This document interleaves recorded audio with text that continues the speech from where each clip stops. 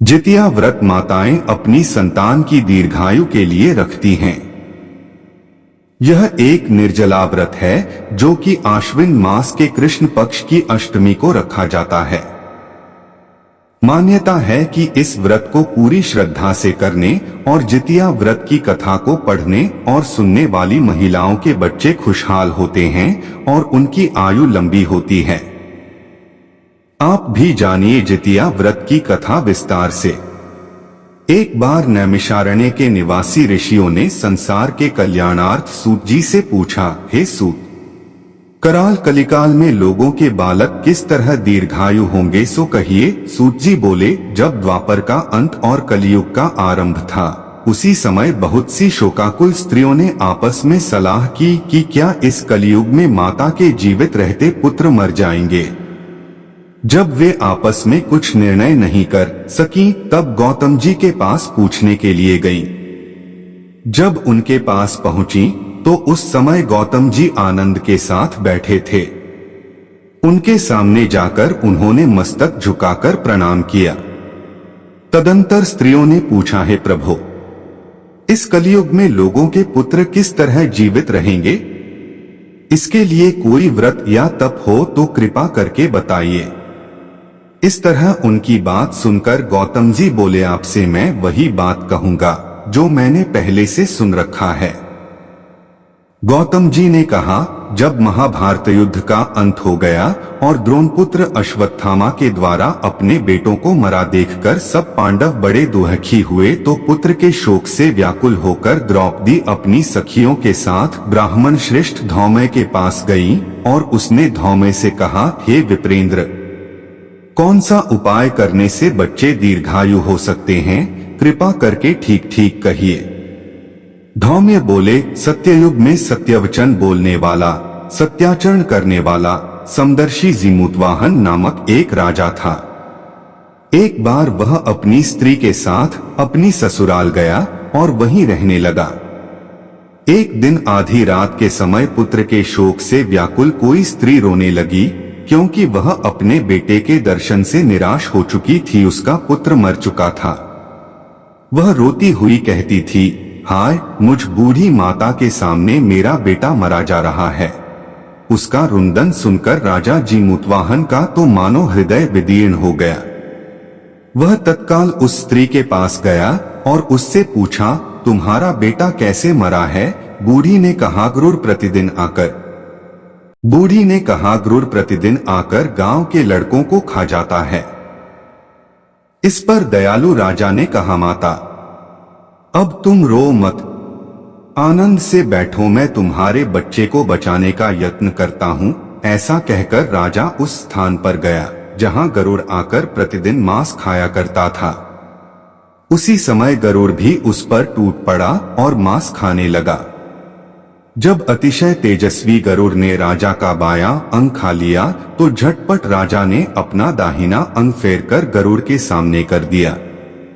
यह देखकर गरुड़ जी ने कहा, तुम कोई देवता हो? कौन हो तुम? मनुष्य तो नहीं जान पड़ते।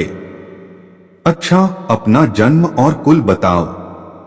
पीड़ा से व्याकुल मन वाले राजा ने कहा, हे पक्षीराज, इस तरह के प्रश्न करना व्यर्थ है। तुम अपनी इच्छा भर के मेरा मांस खाओ। यह सुनकर गरुड़ रुक गए और बड़े आदर से राजा के जन्म और कुल की बात पूछने लगे। राजा ने कहा, मेरी माता का नाम है शैव्या और मेरे पिता का नाम शालिवाहन है। सूर्यवंश में मेरा जन्म हुआ है और जीमूतवाहन मेरा नाम है। राजा की दयालुता देखकर गरुड़ ने कहा, हे महाभाग, तुम्हारे मन में जो अभिलाषा हो वह वर मांगो। राजा ने कहा, हे पक्षीराज, यदि आप मुझे वर दे रहे हैं तो वर दीजिए कि आपने अब तक जिन प्राणियों को खाया है वे सब जीवित हो जाएं। हे स्वामिन, अब से आप यहाँ बालकों को न खाएं और कोई ऐसा उपाय करें कि जहाँ जो उत्पन्न हो वे लोग बहुत दिनों तक जीवित रहें। धौम्य ने कहा कि पक्षीराज गरुड़ राजा को वरदान देकर स्वयं अमृत लाने के लिए नागलोक चले गए। वहां से अमृत लाकर उन्होंने उन मरे मनुष्यों की हड्डियों पर बरसाया। ऐसा करने से सब लोग जीवित हो गए जिनको कि पहले गरुड़ ने खाया था। राजा के त्याग और गरुड़ की कृपा से वहां वालों का बहुत कष्ट दूर हो गया। उस समय राजा के शरीर की शोभा दूनी हो गई थी। राजा की दयालुता देखकर गरुड़ ने फिर कहा, मैं संसार के कल्याणार्थ एक और वरदान दूंगा। आज आश्विन कृष्ण सप्तमी से रहित शुभ अष्टमी तिथि है। आज ही तुमने यहाँ की प्रजा को जीवन दान दिया है। हे वत्स, अब से यह दिन ब्रह्म भाव हो गया है। जो मूर्ति भेद से विविध नामों से विख्यात है, वही त्रैलोक्य से पूजित दुर्गा अमृत प्राप्त करने के अर्थ में जीवित पुत्रिका कहलाई हैं। सो इस तिथि को जो स्त्रियां उस जीवित पुत्रिका की और कुश की आकृति बनाकर तुम्हारी पूजा करेंगी, तो दिनों दिन उनका सौभाग्य बढ़ेगा और वंश की भी वृद्धि होती रहेगी। हे महाभाग, इस विषय में विचार करने की भी आवश्यकता नहीं है। हे राजन, सप्तमी से रहित और उद्यातिथि की अष्टमी को व्रत करें, यानी सप्तमी विद्ध अष्टमी जिस दिन हो उस दिन व्रत न कर शुद्ध अष्टमी को व्रत करें और नवमी में पारण करें। यदि इस पर ध्यान न दिया गया तो फल नष्ट हो ही जाएगा और सौभाग्य तो अवश्य नष्ट हो जाएगा।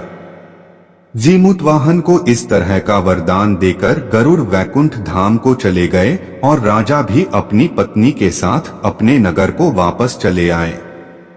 धौम्य द्रौपदी से कहते हैं, हे देवी, मैंने यह अतिशय दुर्लभ व्रत तुमको बताया है। इस व्रत को करने से बच्चे दीर्घायु होते हैं। हे देवी, तुम भी पूर्वोक्त विधि से यह व्रत और दुर्गा जी का पूजन करो तो तुम्हें अभिलाषित फल प्राप्त होगा। मुनिराज धौम्य की बात सुनकर द्रौपदी के हृदय में एक प्रकार का कौतूहल उत्पन्न हुआ और पूर्वासिनी स्त्रियों को बुलाकर उनके साथ यह उत्तम व्रत किया। गौतम ने कहा, यह व्रत और इसके प्रभाव को किसी एक चिन्ह ने सुन लिया और अपनी सखी सियारिन को बतलाया।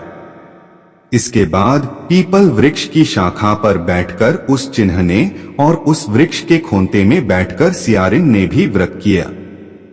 फिर वही चिन्हनी किसी उत्तम ब्राह्मण के मुंह से यह कथा सुन आई और पीपल के खोंते में बैठी हुई अपनी सखी को सुनाया। सियारिन ने आधी कथा सुनी थी कि उसे भूख लग गई और वह उसी समय शव से भरे हुए श्मशान में पहुंची। वहां उसने इच्छा भर मांस का भोजन किया और चिन्हनी बिना कुछ खाए पिए रह गई और सबेरा हो गया। सबेरे वह गौशाले में गई और वहां गौ का दूध पिया। इस तरह नवमी को उसने पारण किया। कुछ दिनों बाद वे दोनों मर गईं और अयोध्या में किसी धनी व्यापारी के घर में जन्मी। संयोग से उन दोनों का जन्म एक ही घर में हुआ, जिसमें सियारिन ज्येष्ठ हुई और चिन्ह छोटी। वे दोनों सभी शुभ लक्षणों से युक्त थीं। इसलिए बड़ी लड़की काशीराज के और छोटी उसके मंत्री के साथ गार्हपत्य अग्नि के सामने विधिपूर्वक ब्याही गई। पूर्वजन्म के कर्मफल से वह मृगनयनी रानी हुई। जिस किसी भी संतान को उत्पन्न करती वह मर जाती थी और पूर्वजन्म की बातों को स्मरण करने वाली मंत्री की पत्नी ने अष्ट वसुओं के सदृश तेजस्वी 8 बेटे उत्पन्न किए और सभी जीवित रह गए। अपनी बहन के पुत्रों को जीवित देखकर ईर्ष्यावश राजपत्नी ने अपने स्वामी से कहा कि यदि तुम मुझे जीवित रखना चाहते हो तो इस मंत्री के भी पुत्रों को उसी जगह भेज दो जहां मेरे बेटे गए हैं, अर्थात इन्हें मार डालो। यह सुनकर राजा ने उस मंत्री के पुत्रों को मारने के लिए कई ने प्रकार के उद्योग किए, पर मंत्री पत्नी ने जीवित पुत्रिका के पुण्यबल से बचा लिया। एक दिन राजा ने अपने आदमियों से उन पुत्रों का सिर कटवाकर पिटारी में रखवाया और वह पिटारी उनकी माता मंत्री पत्नी के पास भेज दिया। किंतु वे 8 सिर बेशकीमती जवाहरात हो गए और भले चंगे वे 8 लड़के अपनी माता के पास वापस चले गए। उनको जीवित देखकर राजपत्नी को बड़ा विस्मय हुआ। अंत में वह मंत्री की पत्नी के पास आई और उसने पूछा, बहन, तुमने कौन सा ऐसा पुण्य किया है जिससे बार बार मारे जाने पर भी तुम्हारे बेटे नहीं मरते? इस पर मंत्री की पत्नी ने कहा, पूर्व जन्म में मैं चहल थी और तुम सियारिन। दोनों ने व्रत किया था। तुमने व्रत के नियमों का भली भांति पालन नहीं किया था और मैंने किया था। इसी दोष से है बहन, तुम्हारे बेटे नहीं जीते हैं। ओ राजरानी, अब भी तुम उस जीवित पुत्र का व्रत को करो तो तुम्हारे बेटे दीर्घायु होंगे। मैं तुमसे सच सच कह रही हूं। उसके कथनानुसार रानी ने व्रत किया। तभी से उसके कई बेटे सुंदर और दीर्घायु होकर बड़े बड़े राजा हुए। सूत जी कहते हैं कि सब प्रकार का आनंद देने वाला मैंने यह दिव्य व्रत बतलाया।